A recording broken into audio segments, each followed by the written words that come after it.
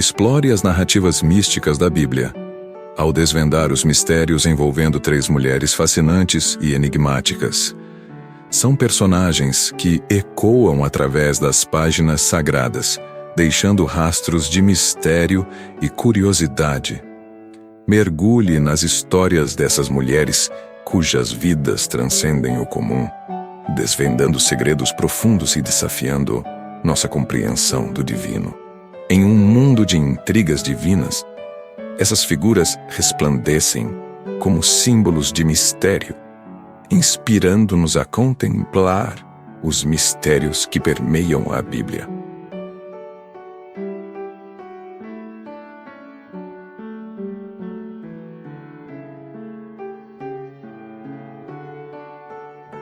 A mulher mais misteriosa da Bíblia que se casou com Caim. Há certas mulheres no mundo de Deus que despertaram uma tremenda quantidade de interesse ao longo dos séculos. A primeira é a esposa de Caim. Gênesis 4:17 nos diz que Caim conheceu sua esposa e ela concebeu e deu à luz Enoque. E Caim construiu uma cidade e a nomeou Enoque, após o nome de seu filho entre as mulheres mencionadas nas Escrituras. Talvez ninguém tenha causado mais confusão entre os cristãos do que esta mulher em particular no jardim do Éden. Deus fez artesanalmente 2 figuras para começar a humanidade: Adão e Eva. Adão e Eva foram criados à imagem de Deus puro e belo. Como um testemunho de seu amor e criatividade, da união desses 2 vieram seus filhos. Entre seus filhos 2 nomes destacam-se: Caim e Abel. Agora o homem que Adão conhecia Eva como sua esposa, e ela conceberam e deram à luz Caim, e ela disse: Eu obtive um filho menino, com a ajuda do Senhor. Gênesis 41.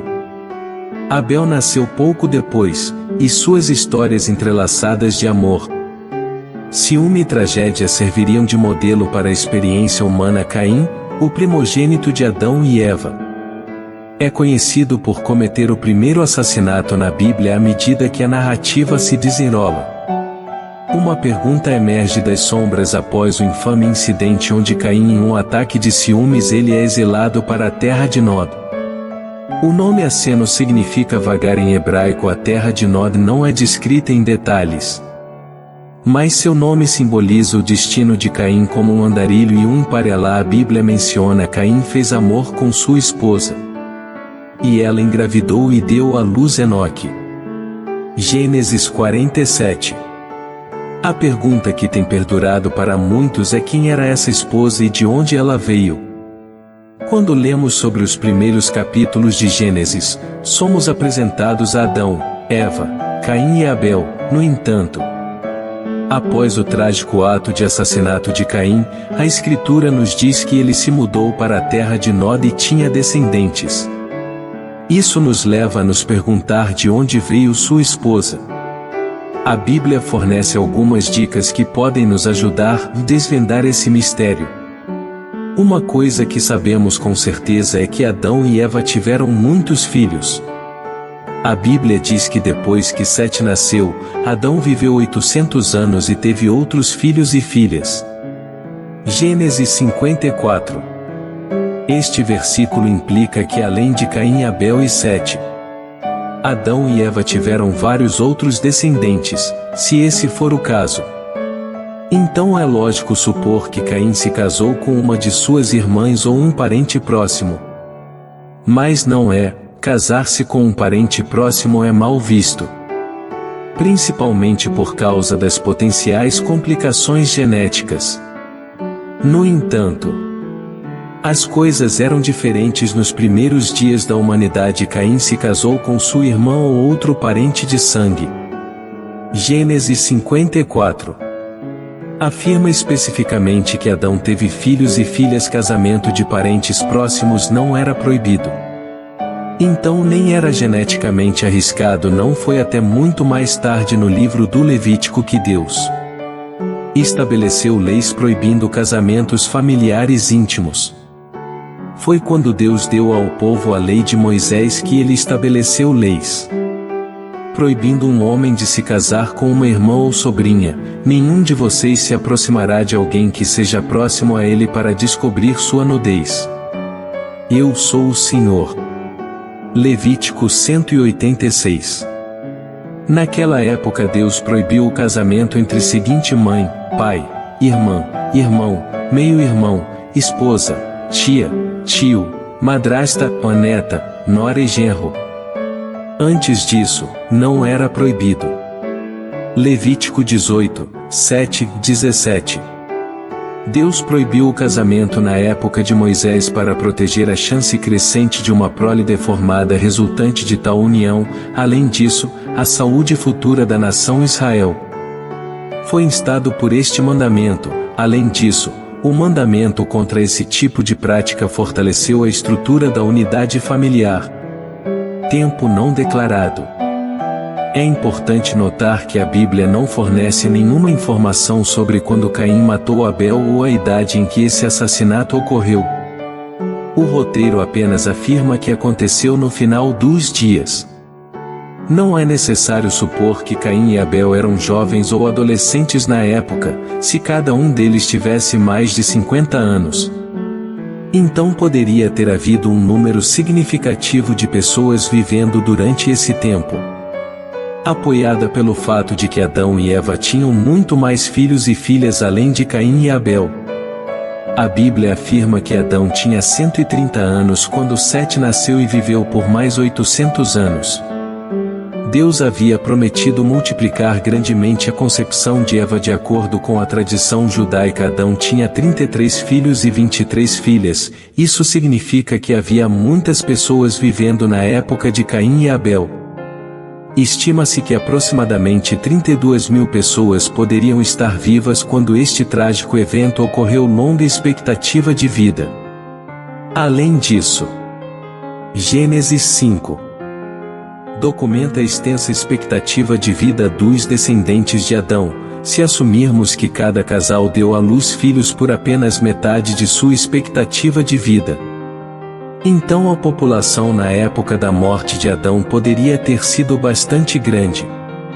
Além disso, a genealogia em Gênesis 5 indica que todos os descendentes de Adão até Lameque tiveram outros filhos e filhas. Com esses fatos em mente, não haveria problema em encontrar uma esposa para Caim antes de seu. Caim poderia ter tido muitas mulheres de quem tirar uma esposa. Os cristãos que podem ter preocupações com essa resposta devem considerar que, de acordo com a Bíblia, os netos de Noé não tinham escolha a não ser se casar com seus irmãos ou primos de primeiro grau, pois não havia outras pessoas por perto naquela época. 1 Pedro 32:0 Gênesis 77. Também vale a pena notar que Abraão se casou com sua meia-irmã. Gênesis 22:12. Isaac, por outro lado, se casou com Rebeca, filha de seu primo Betuel. Gênesis 24:15-67. E Jacó, que era primo de Lia e Raquel, se casou com ambos. Portanto, é evidente que a Bíblia não proibiu o casamento de parentes próximos até a época de Moisés. Gênesis 22. Além de que ela realmente é minha irmã, a filha de meu pai, mas não a filha de minha mãe. E ela se tornou minha esposa enquanto o pai de Moisés, Amram, se casou com a irmã de seu pai, sua tia Jobed.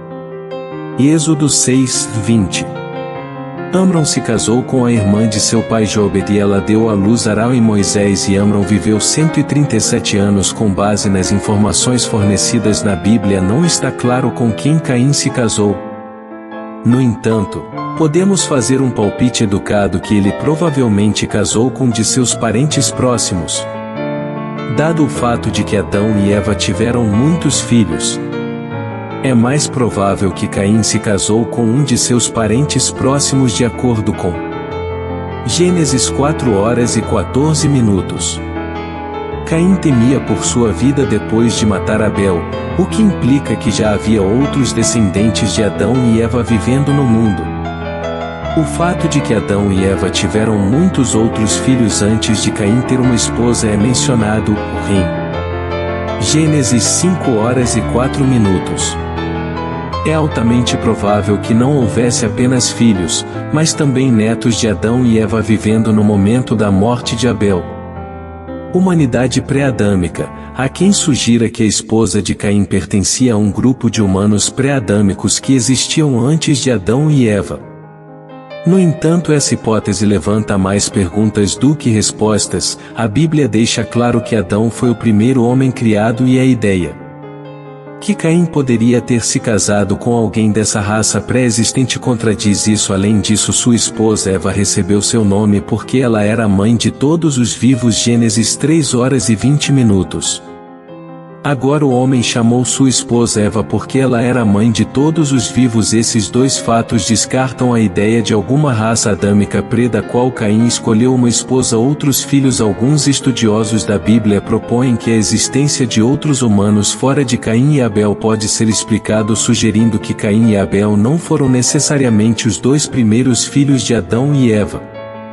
Eles argumentam que outros filhos e filhas podem ter nascido antes de Caim e Abel e que a Bíblia está simplesmente enfatizando esses dois. No entanto, a Bíblia não menciona nenhum outro filho de Adão e Eva antes de Caim e Abel. É possível que outras crianças existiu antes de Caim e Abel, mas tal afirmação carece de apoio nas Escrituras e não pode ser completamente verificada se toda a humanidade descendeu de Adão e Eva e seus dois primeiros filhos foram Caim e Abel. Então, como explicar a existência da esposa de Caim? Como a família de Caim perpetuou mais rebelião contra Deus? A linha de Caim construiu a cidade do homem. Este projeto atingiu um clímax mais tarde com o edifício da Torre de Babel. Isto é tudo o que sabemos sobre a família e a posteridade de Caim amaldiçoado até encontrarmos todos eles dizimados no dilúvio universal. Gênesis 425:26. Adão conheceu Eva como sua esposa novamente e ela deu à luz um filho e o nomeou Sete porque ela disse que Deus concedeu outro filho para mim no lugar de Abel. Porque Caim o matou para Sete também nasceu um filho a quem ele chamou de Enosh, homem mortal. A humanidade ao mesmo tempo os homens começaram a invocar o nome do Senhor em adoração através de oração, louvor e ação de graças, depois dessa terrível história de desobediência na linha de Caim. O capítulo termina com uma luz de esperança em contraste com a linha de Caim. Deus selecionou uma nova árvore genealógica. Deus deu a Eva um filho chamado Sete no lugar de Abel. Sete ilustrado o mesmo tipo de adoração que seu falecido irmão Abel. Quando as pessoas começaram a invocar o nome do Senhor em conexão com a adoração orgulhosa de Sete, como praticada por Caim, aponta para si mesmo a adoração humilde como praticada por Abel. E Sete clama a Deus. A mãe de Moisés, Jobet, como a fé de uma mulher salvou uma. A mãe de Moisés, Jobet, era uma escrava hebraica no Egito e filha de um levita. Ela se casou com Amram, outro levita. Jobet, significando Jeová glorificado, viveu para glorificar a Deus. 400 anos se passaram desde que os judeus se estabeleceram no Egito. José havia poupado o país da fome. Os faraós que governavam o Egito na época gradualmente se esqueceram dele. Sabemos que Moisés nasceu vários anos depois de seu casamento. Quando Moisés nasceu, os israelitas estavam passando por muitas dificuldades no Egito. Êxodo 1h08 a 10. Agora um novo rei surgiu sobre o Egito que não conhecia José e disse ao seu povo: Eis que o povo dos filhos de Israel é muito grande e poderoso demais para nós, venha vamos lidar com eles com astúcia, caso contrário eles se multiplicarão e em caso de guerra eles também se juntarão àqueles que nos odeiam e lutam contra nós e partem da terra. Os hititas ao norte eram uma grande ameaça para o Egito na época. Se os hebreus entre eles se juntaram aos hititas, isso representou uma ameaça significativa à sua segurança.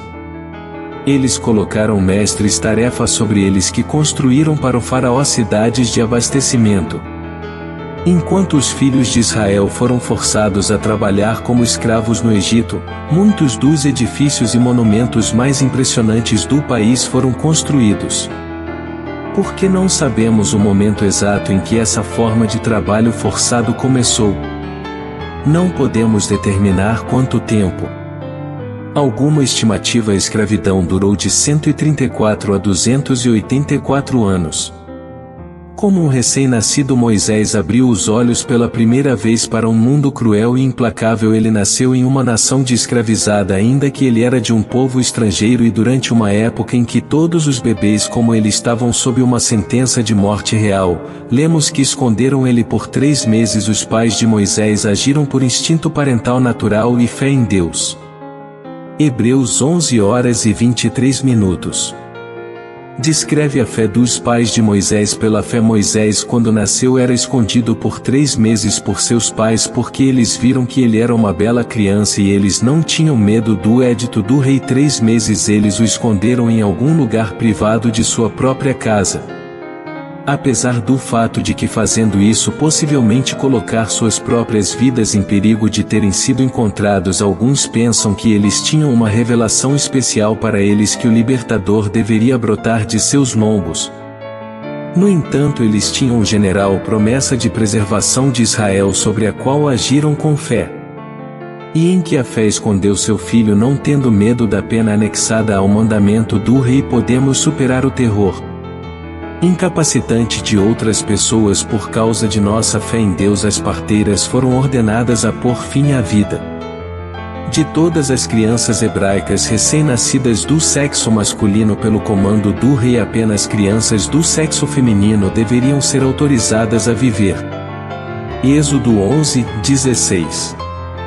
E ele disse que quando você está ajudando as mulheres hebraicas a dar à luz e vê-las no nascimento, se é um filho, então você vai matá-lo, mas se é uma filha, então ela vai viver durante o tempo do faraó.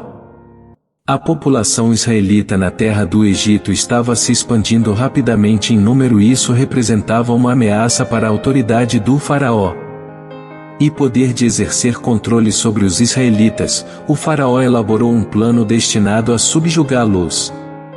Este plano visava suprimir o crescimento da população israelita, forçando-os a trabalhos forçados e escravidão.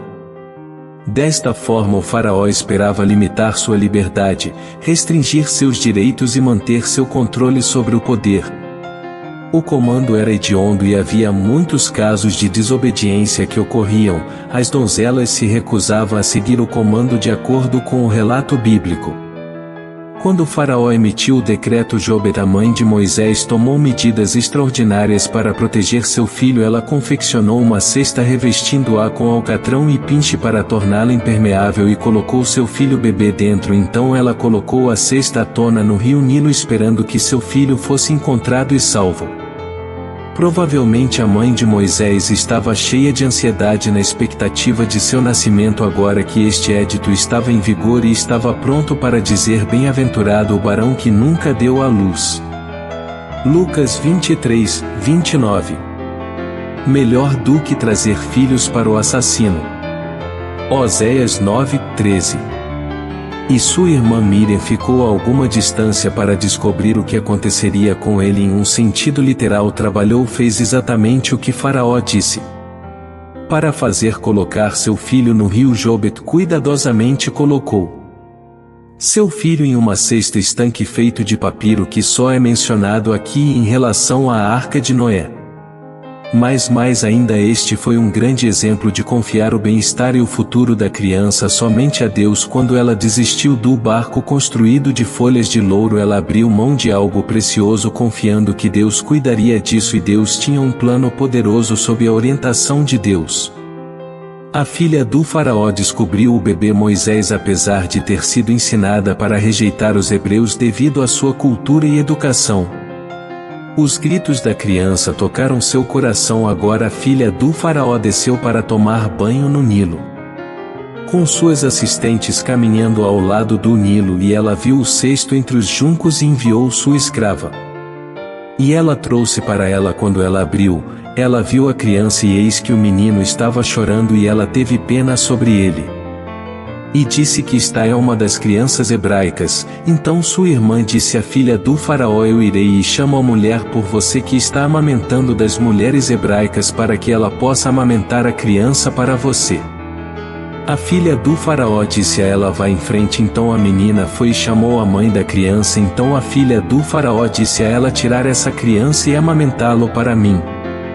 E eu lhe darei seu salário para que a mulher pegasse a criança e a amamentasse e a criança crescesse e ela o levasse para a filha do faraó.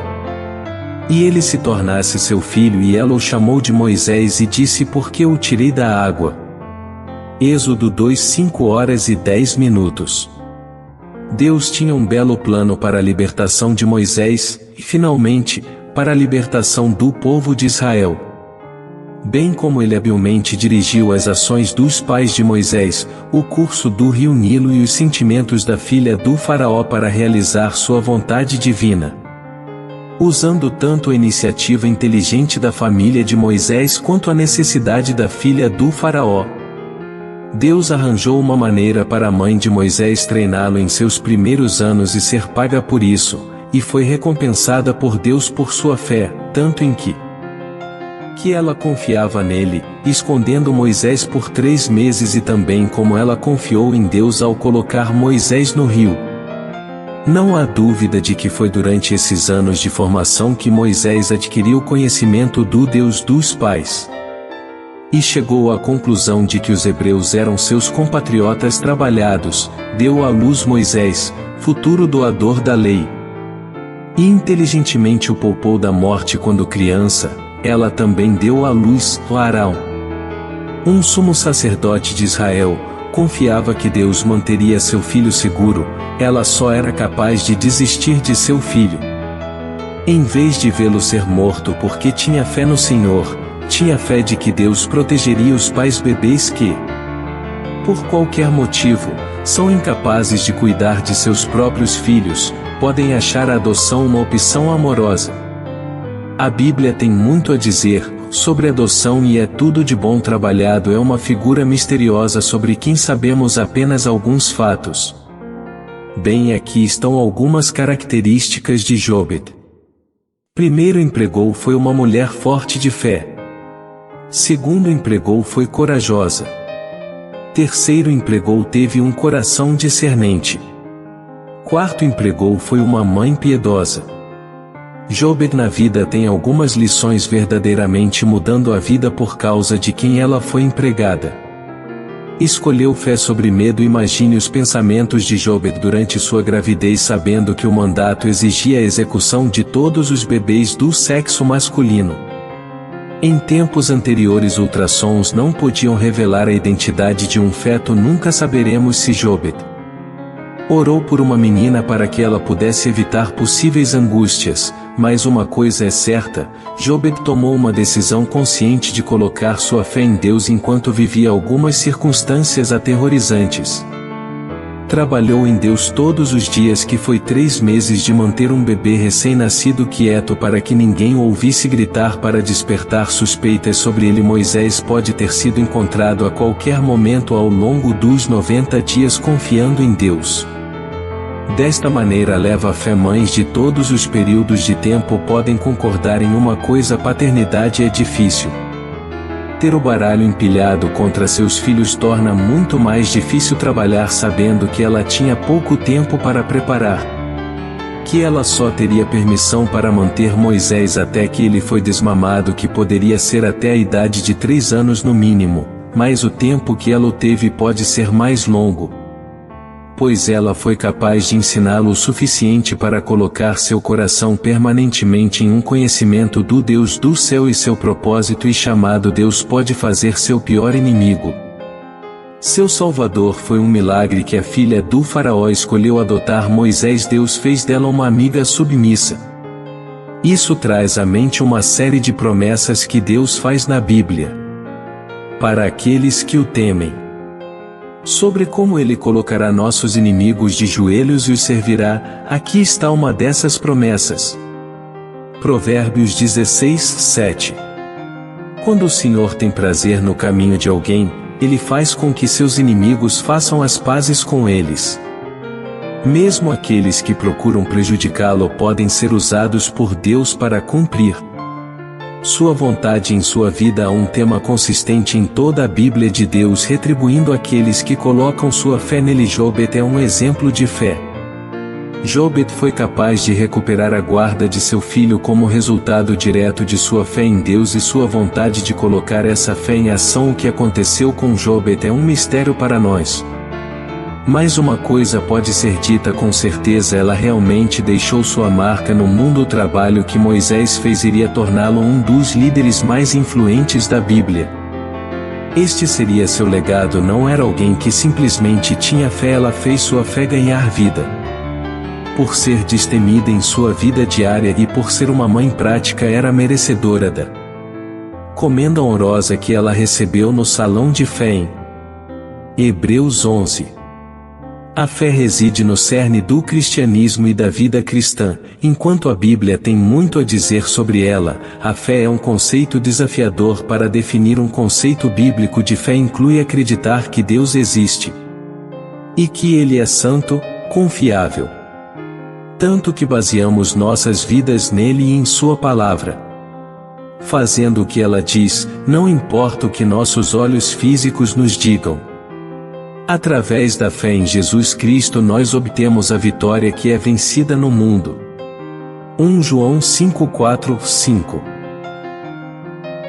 Número 3. Zipora é conhecida principalmente como a primeira esposa de Moisés. Mas seu personagem oferece percepções únicas sobre a experiência das mulheres, casamento e fé dentro da narrativa bíblica. Zipora aparece no livro do Êxodo, que é focado principalmente na libertação dos israelitas da escravidão no Egito e sua viagem para a terra prometida. Zia foi um midianita. Midian era uma terra a leste do Egito através do Mar Vermelho.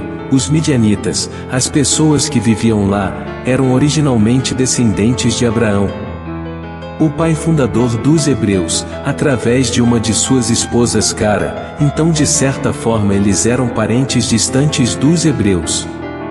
Eles eram pastores e comerciantes bem diferentes dos egípcios, que estavam estabelecidos e tinham grandes cidades e templos. O estilo de vida em Midian era mais simples, menos complicado e muito diferente da vida extravagante e jogos de poder do Egito. Início da vida. Zipora, que significa pássaro em hebraico, nasceu na família de Jetro, também conhecido como Ruel, o sacerdote de Midian. Como Jetro era um sacerdote cujo papel lhe trouxe respeito e certas responsabilidades que por extensão impactaram seus filhos. Eles cresceram sabendo que eles eram os guardiões dos valores espirituais e morais em sua comunidade. Zipora, como seus irmãos, aprenderam as tradições e rituais religiosos e culturais dos midianitas. Foi em Midian que Moisés a conheceu. Moisés tinha chegado todo o caminho do Egito. Moisés sobreviveu a esta investida e foi notavelmente criado no palácio. Infelizmente isso não duraria para sempre. Moisés massacrou um egípcio para salvar um hebreu. Este era um grande problema. Matar um egípcio era um crime. Faraó não ia deixar passar. Moisés tinha que temer por sua vida e fugiu para Midian. Aqui ele encontra Zíper cansado, sedento e talvez perdido em pensamento sobre seu futuro incerto. Moisés chegou a um poço em Midian. Enquanto descansava lá, ele viu 7 irmãs vindo tirar água. Elas eram filhas de Jetro, o sacerdote de Midian. Entre elas era Zipora. Como Zipora e suas irmãs estavam enchendo seus potes de água, um grupo de pastores veio e começou a afastá-los, tentando tomar a água para si. Moisés não suportou a injustiça. Levantando-se de onde ele se sentou, ele veio em defesa da menina, afastando os rudes pastores. Então ele ajudou Zipora e suas irmãs a regar seu rebanho. No Egito, Moisés aproveitou a vida comum da família real e foi esperado na mão e a pé no deserto distante de Midian. Moisés finalmente teve a oportunidade de ser um servo e ele fez um bom trabalho, trabalhando duro para ajudar a regar os rebanhos. Então ele se levantou e veio em seu socorro e regou seu rebanho. Êxodo 2:17. Quando eles vieram a seu pai, ele disse: como é que você veio tão cedo hoje? E eles disseram que um egípcio nos livrou da mão dos pastores. E ele também tirou água suficiente para nós e regou o rebanho, já que Moisés ainda tinha os seus vestidos egípcios. Enjulgaram-no egípcio em nacionalidade, então ele disse às suas filhas: E onde está ele? Por que é que você deixou o homem chamá-lo para que ele possa comer pão? O início de um novo capítulo. Jetro ofereceu a Moisés não apenas sua hospitalidade, mas também a mão de sua filha Zorá em casamento. Moisés aceitou e assim começou um novo capítulo em sua vida. Ele, que já foi um príncipe no Egito, tornou-se pastor em Midian. Encontrando o amor nos braços de Zipora sob os olhos atentos do Deus que tinha planos para ele. Pode ter parecido um encontro casual, uma mera reviravolta do destino, mas como Moisés aprenderia mais tarde, tudo fazia parte de um plano divino, e assim nas terras tranquilas de Midian, longe dos esplendores do Egito e dos gritos de seu povo oprimido, Moisés encontrado amor, propósito e uma nova identidade. Filhos Moisés e Zipora foram abençoados com 2 filhos, Gam e Elzar.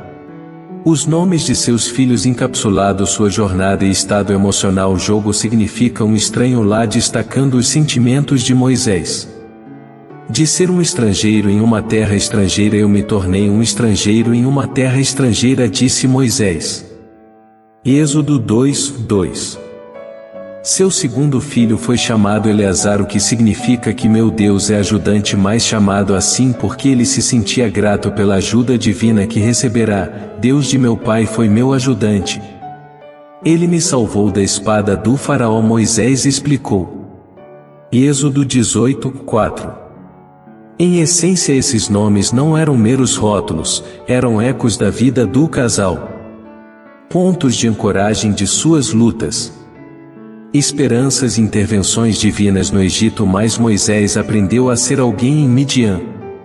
Aprendeu a ser um ninguém, muito que tinha aprendido no Egito, mas mais em Midian. Foi em Midian que Moisés, seu marido, encontraria Deus na forma de uma sarça ardente, um evento que o colocaria no caminho para se tornar o líder do povo hebreu e seu libertador da escravidão egípcia, o misterioso incidente de circunção.